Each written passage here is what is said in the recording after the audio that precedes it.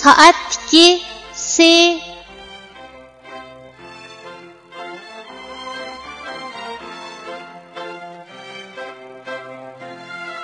bu harfning talaffuz qilinishi mundaq. Se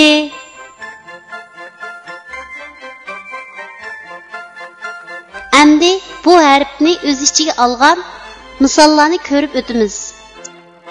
Sening beshidan ulindigan shakli. Misol samsa.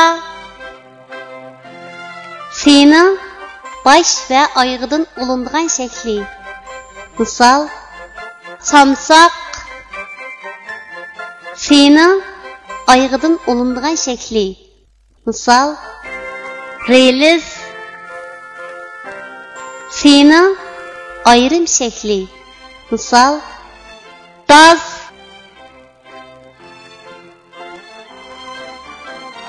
Tuanda biz rasmga birlashtirib, yuqorida o'rganib o'tgan harfning to'g'ri yozilish tartibini mashq qilib o'tamiz. Samsa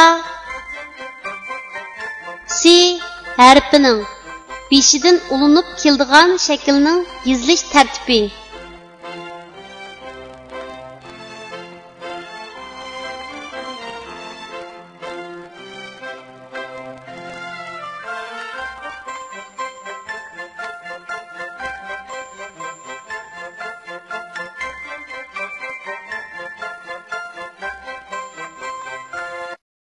Samsaq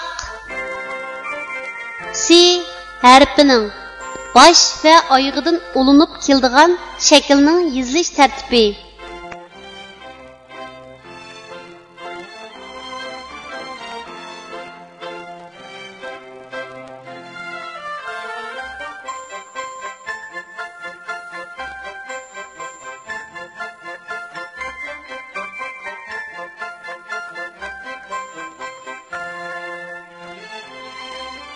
Relis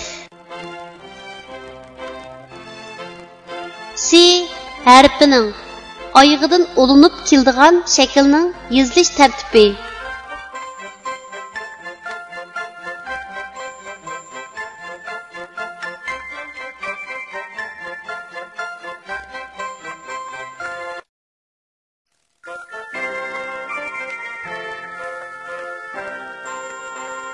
Daz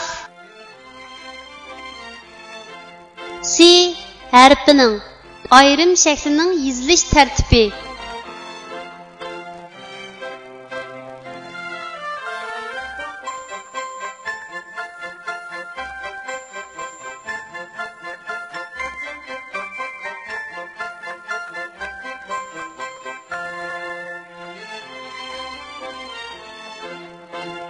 Kichik do'stlar, tuandagi so'zlarni menga aytib o'qinglar.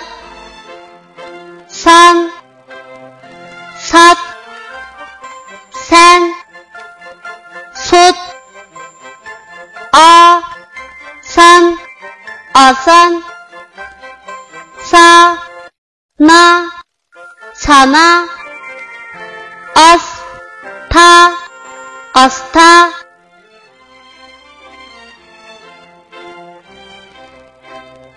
Qağa bilan Siyg'izxon. Masal. Bir kuni Qağa Siyg'izxon bilan uchrashib qilib, o'zicha maqtanibdi.